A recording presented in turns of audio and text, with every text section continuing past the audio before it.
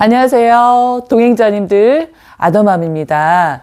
그 돈의 속성을 쓴 김승호 회장님이요. 이런 말씀을 많이 하세요. 돈을 다루는 능력은 4가지가 있다. 돈을 버는 능력, 그리고 돈을 모으는 능력, 그리고 유지하는 능력, 쓰는 능력. 이렇게 4가지가 있다고 말씀을 해주셨는데요. 정말 맞는 말인 것 같아요. 저희가 이렇게요, 세배수 레버리지로 돈을 잘 벌고 계시잖아요. 이 돈을 또 잘 모으고 또 잘 유지하는 그런 능력도 굉장히 필요한데, 제가 이렇게 해보니까 무한매수로 돈을 벌면요, 그 돈을 원금에 합쳐서 또 하루 살 수 있는 금액을 늘리는 그런 방법도 있겠지만, 그 수익금이 크지 않을 때는 그렇게 눈에 보이게 드러나지 않더라고요. 그럴 때는 그 수익금에서 22%를 세금을 따로 모아두는 그런 통장에 따로 모으고요. 그 다음에 그 수익금의 나머지는 중기 투자를 하면서 이렇게 나중에 목돈을 만드는 건 어떨까, 이런 생각을 하게 됩니다.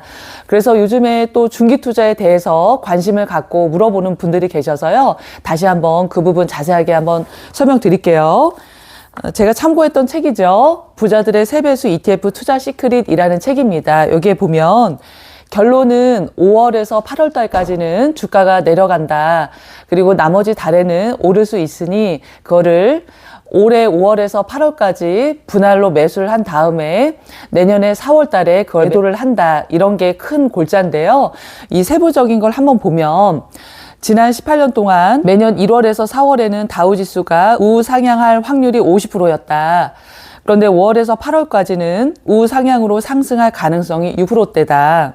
또 9월에서 12월은 우상향할 확률이 77%다, 이렇게 말씀을 해주세요. 데이터로 봤을 때 5월에서 8월까지는 주가가 많이 오르지 않으니 이럴 때는 분할로 매수를 해놓고 나중에 이제 4월 말에 매도를 하면 어느 정도의 수익률은 보장이 된다, 이렇게 말씀해 주셨거든요. 그런데 저는 약간 제 나름대로 변형을 해서 이 책에서도 이제 9월에서 12월 달에 우상향을 할 확률이 한 77% 된다 하니까요. 그냥 1월부터 한 8월까지는 분할로 매수를 하고 그 다음에 그냥 유지를 했다가 한 연말쯤에 이렇게 매도를 하는 식으로 일단 해보려고 합니다. 제가 올해 처음 중기 투자를 시도를 했잖아요. 그럴 때 지금 현재 한 10개월 정도가 됐는데 한 수익률 70%에 육박을 하거든요. 저는 지금까지 주식 투자를 하면서 뭐 몇 월 달에 주가가 어떻게 됐다 이렇게 분석을 하거나 주가에 초점을 맞추진 않았었어요. 그런데 중기 투자를 위해서는 한번 매달 주가 동향이 어떤지 한번 면밀히 살펴보려고 합니다. 그래서 무한매수로 이렇게 매달 또는 2달에 한 번씩 수익을 내고요. 그리고 이렇게 중기 투자로 1년에 한 번씩 일정한 어떤 목돈을 만들어 나가고, 그래서 그걸로 목돈이 만들어지면 그걸 또 무한매수 원금에 합쳐서 또 크게 무한매수를 굴리고, 이런 식으로 또 돈을 벌어 나가는 것도 참 재미있을 거라는 생각을 합니다. TQ 지금 장기 투자는 4년 2개월째 진행을 하고 있습니다. 수익률은 플러스 148.10%가 됩니다. 그리고 지금 중기 투자는 10개월째 진행을 하고 있고요. 그 수익률은 플러스 65.28%가 됩니다. 그리고 3억으로 쏙쓸 무한매수법 진행하고 있는데요. 지금 6번째 매수를 했습니다. 수익률은 플러스 6.05% 이렇게 됩니다. 책에 이런 내용이 나와요. 심리학자 루이스 헤이는 인간관계에서 가장 중요한 자세에 관해 이렇게 말했다. 사람을 대할 때는 마음을 담아야 한다. 그 마음이 곧 설득이다. 다정함은 눈에 보이지 않지만 기분 좋은 향수처럼 공기 중에 은은히 퍼져 상대방의 마음에 닿는다. 그 다정함을 받은 사람은 어느새 조금 더 부드러운 표정으로 돌아선다. 이런 작고 조용한 파동이 사람과 사람 사이를 타고 전해지며 결국 오래도록 우리에게 따스한 잔상을 남긴다. 그래서 나는 나의 삶에도 그런 향기를 뿌려야겠다고 생각한다. 애써 어렵게 하지 않아도 된다. 낯선 사람에게 살짝 뿌려주기만 해도 그 사람의 하루에 부드러운 흔적을 남길 수 있다. 단단한 사람이 되는 것도 좋지만 향기로운 사람이 되는 건 더 아름다운 일이다. 이렇게 나옵니다. 다정한 사람이라는 말이 참 포근하게 느껴져요. 우리가 살면서 어떤 따뜻한 말을 할 수 없는 상황, 따뜻한 표정을 지을 수 없는 상황이 생길 수도 있습니다. 그렇지만 그럴 때도 최대한 어떤 화를 많이 빼고요. 내가 원하는 바를 말로써 이렇게 차분하게 요청을 하면 상대방도 오히려 문제를 잘 해결해주는 그런 경험을 합니다. 그리고 어떤 평범한 일상생활에서도요. 상대방에게 어떤 존중의 마음을 담아서 이렇게 말을 하고 행동을 하면 상대방도 그걸 느끼는 것 같더라고요. 그래서 뭔가 좀 부드러운 분위기가 만들어지는 걸 저는 많이 경험을 합니다. 우리가요, 기부나 봉사에 대한 말을 하는데 어떤 돈으로 또 몸으로 봉사하는 그런 것도 너무너무 훌륭한 일이죠.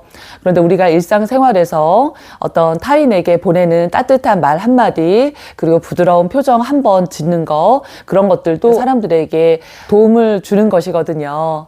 내 마음을 평온하게 만들고 사람들에게 조금 더 친절하자라는 마음을 갖는 것만으로도 너무 훌륭한 그런 재능 기부라고 저는 생각을 합니다.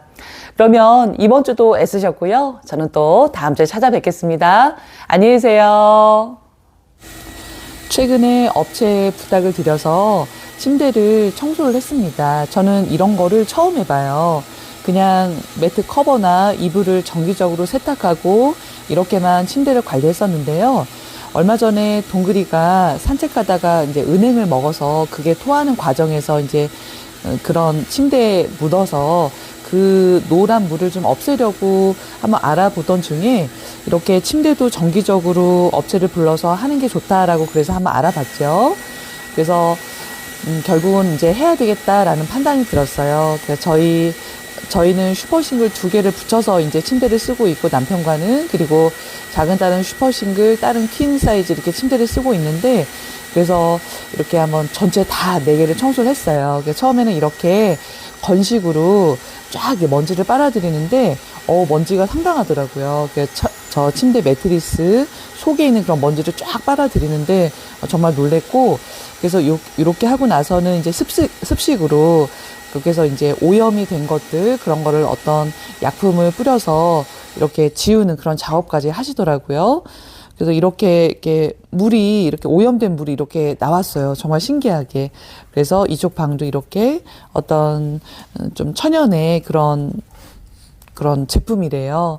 이걸 뿌리고 이제 뭐 말하자면 빨래를 하는 거죠. 건식은 이제 빨래를 먼지만 터는 거고 이제 습식은 우리가 세탁기에 물 넣고 청소하듯이 이렇게 해주셨어요. 그래서 이것도 매년 해야 되겠다 이런 생각이 들었습니다. 필요하신 분들 참고해 주시고요.